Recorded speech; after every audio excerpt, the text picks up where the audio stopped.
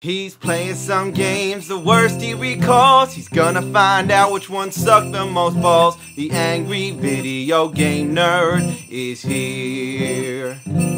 Oh, he's making a list and checking it twice. He's gonna go home and eat chicken and rice. The angry video game nerd is here. He hates the games that stink. He knows which games to break. He just might even hate them all, 'cause he's mad for fucking sake.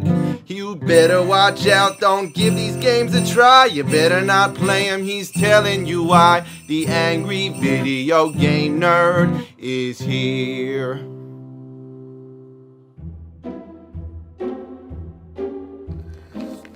Well, Santa left me this present here, but I don't want to play it, whatever it might be, because all these shitty brains have rotted my game. Ho, ho, ho! Don't you mean the shitty games have rotted your brain? Oh, hey Santa. Ho, ho, hello, nerd! Your brain has rotted away, but I'm here to save the day. As you will see, I have the help you need. Oh, help? How? Open the present, nerd. I believe it will be the solution to all your problems. If it's a severed head, I'm gonna be very upset. Come on, nerd. I'm only trying to help.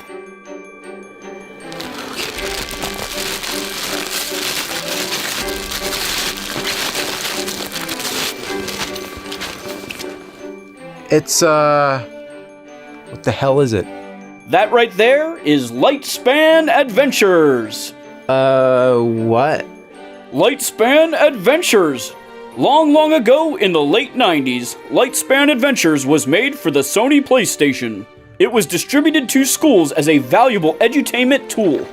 It branches together the worlds of knowledge with the world of electronic entertainment. You see, nerd, by playing these educational games, you'll repair your brain. Oh yeah, Santa, thanks. That makes a lot of sense. Use shitty games to fix my brain that's been fucked up by shitty games, you piece of shit! You know what? You can just fuck right off, you cocksucker motherfucker! Oh, okay. Alright, let's see what kind of shit you packed in here. Alright. Oh, okay. Huh. A PlayStation. Oh, okay. And then a school textbook? Ho, ho, ho! Merry Christmas, nerd!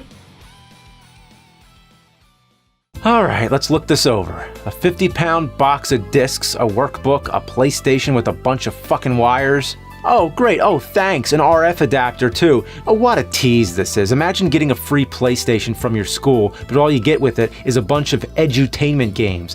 It's like getting to go to an awesome water park for free, but all the water slides are piss slides. Oh my gosh, look at this shit. These are only some of the games they made. Lightspan put out more games on the PlayStation than most major game companies. Alright, so I guess I'll just pick something and pop it in. Alright, K9.5 Live in Airedale. It's a game about a bunch of Disney reject dog characters in a lame-ass band. Clicking on the pictures gives you a little info about each character, but trust me, you don't want it. They're annoying as fuck. My real name is James Harrison Richards III, but all my friends just call me Rip. I play lead guitar. My guitar, I call it Rover. It's pretty good. But Oh my gosh, I'd rather have a big hairy cow thing take a wet, runny poopy in my hearing hole. Ugh, I gotta fix my brain. So you're on your way to play a show in what looks like the most unsafe blimp ever. Seriously, look at this shit. You're in giant dog bowls attached by ropes to balloons, and it doesn't look like anyone's even controlling it. So then a tornado comes out of nowhere, and all your instruments get scattered around the area, and you gotta use your word learning to find them. It's basically moving quizzes, like an animated test. In this one, you have to jump on the vines that have nouns or adjectives on them. You see, everyone, a noun is a person, place, or thing, such as shit, ass, or hell. An adjective describes something like shitty, assy, or helly.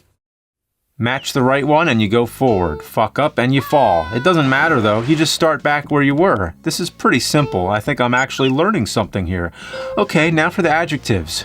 Wait, what? So I'm supposed to pick which one is the adjective. Sun, 5, or face? I guess the only one it could be is 5, but... So 5 is the adjective. They could have come up with a better example. I mean, look it up in the dictionary. The number 5 is usually a noun, but when you say there's 5 of something, that makes it an adjective. It's kind of confusing. Way to be an asshole with your trick questions. They could have come up with a better adjective like fluffy. This time I'm going to challenge myself. I want to learn. So let's go with level 2, canyon. Here you have to use the correct form of the verb to fill in the sentence and get little rock balls. You see, a verb is an action word, like shove, as in, I'd rather shove a dragon fruit into my dick hole than play this game. After completing all the sentences, you get to play the world's slowest game of Arkanoid. This is helly, assy, and shitty. Oh, and good luck getting that last one. It takes forever.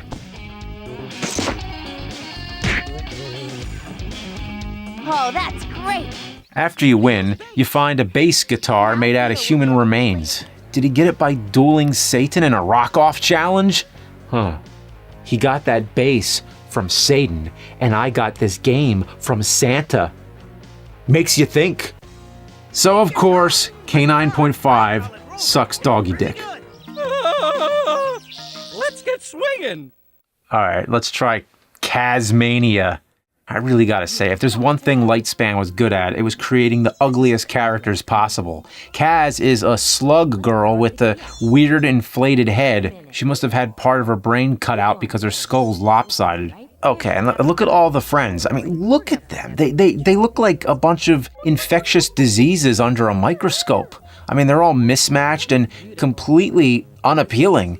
I mean, I despise them. Their visage brings severe displeasure and mental anguish. I have to admit, these games seem to be helping. I've noticed an increase in mental acuity as well as a more educated lexicon. Maybe I'm getting more smarter and lesser dumber. So this one's a shitty first-person shooter, an SFPS. You run around with some of the most unresponsive controls in history. You lob blue balls at shit plunger pogo robots. You shoot these kiosks which makes you answer boring questions. I hate this. I end up just blind guessing. This isn't what learning is supposed to be. This isn't teaching me anything. All I'm doing is half-assing it to get it over with. You add another half-ass, you get a whole ass, which is the opposite of asshole. And from that asshole, you get a whole shit. And speaking of half-ass, that's what this game is. It came out in '97, the same year as Final Fantasy VII, Symphony of the Night, and Abe's Odyssey. This game is boring as fuck. The graphics are ugly as shit. The music is like having your ear holes fucked repeatedly by a flaming demon dildo. You see, I just shared 3 similes with you. That's a literary device using like or as to draw a comparison between 2 things. These Lightspan games feature some of the worst visuals I've ever seen. You don't believe me? Check out any of the games featuring PK, another nightmarish misfit mascot of Lightspan.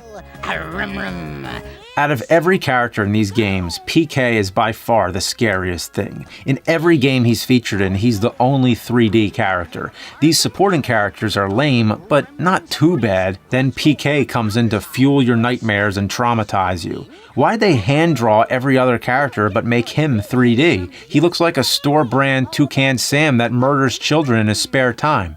The funniest thing about him is the steady decrease in quality of his animation throughout all the games. In the beginning, it looks like someone tried to spend time working on him, but then they started caring less and less. Here, he's just inserted into a castle and repeats the same few frames of animation. In this game, he's just a still picture with a voiceover and moving eyes. Even the people who created this AVGN atrocity didn't feel like working on him. Why put him in so many games if the main focus is on these weird side characters anyway? I know I ask this a lot, but what were they thinking?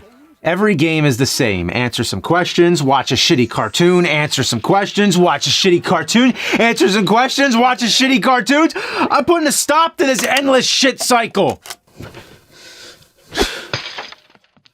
While these games may be the electronic manifestation of bovine and canine fecal matter, I am, however, noticing favorable increases in my linguistic skills. I think it's now time to improve my arithmetic. Shit piss, fuck, monkey cheese, shit pickle. Let's learn some motherfucking math! On the move! So the first weird thing about this game is what happens when you click these music notes. The video plays showing you these fake arcade games. There's Alligator Farm, which is like shitty Donkey Kong. Yeah, you ever play that one? Shitty Donkey Kong. Smack 'em and slap 'em? Maybe it's the sequel to Beat 'em and Eat 'em. And then there's prehistoric driving. It looks worse than Desert Bus. You're driving on a white background while the same dinosaur flips out over and over again. Why even have them? They're not even playable games. You know when I say a game is unplayable? Well, these ones you actually can't play. Get ready for Math on the Move. It's the worst in the Lightspan catalog. Choose a category and then either lesson or practice. This game really ups the laziness because it isn't even a fucking game. It's just videos starring the dorkiest geeks of the entire 90s. Hope you enjoy your game. Look at how geeky they are. I mean, look how they're dressed. Not all cool like me. This game looks like the 90s got food poisoning and then hurled into a toilet and then shat in it and then forgot to flush. There's nothing like a bunch of goofy assholes telling you how to add numbers together as they pretend a spazzing dinosaur's there. Oh, hi. And why do they feature a dinosaur anyway? It makes no sense.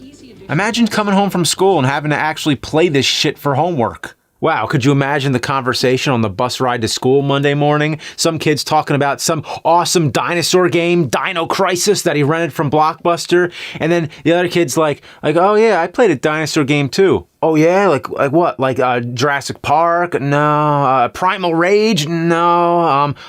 Oh yeah, you must mean Turok. No, not that. Well, what game was it? Math on the Move? And then everyone laughs at you, including the bus driver. Practice mode is just as pointless. You sit and watch math problems, and they give you the answer. 57. What's this teaching me? That my patience is running thin? This is something that could have been a VHS tape, not a PlayStation game. Oh my god, it's so bad. The PlayStation's soiled, it's unclean, it's broken. I don't even want it in my house anymore.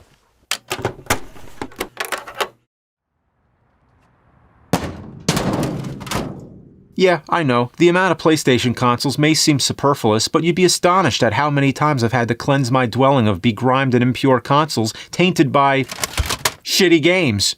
Buckle up, fuckaroos! I know I said Math on the Move was the worst, but this is the best of the worst. Calamity something.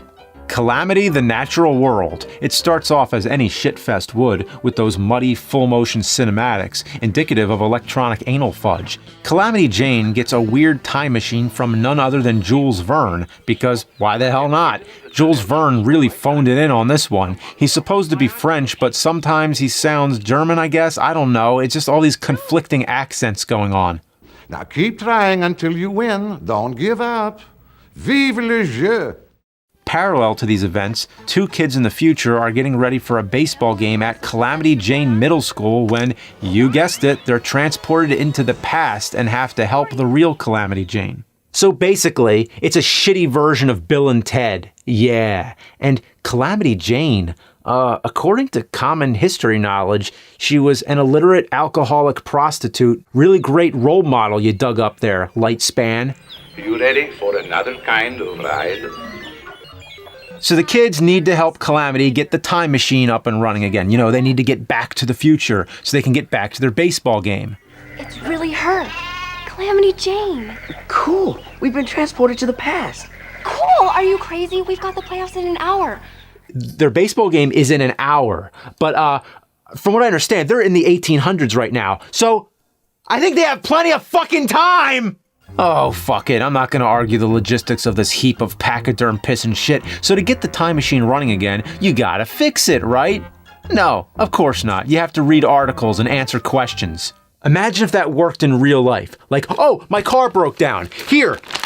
That fixed the engine. Here.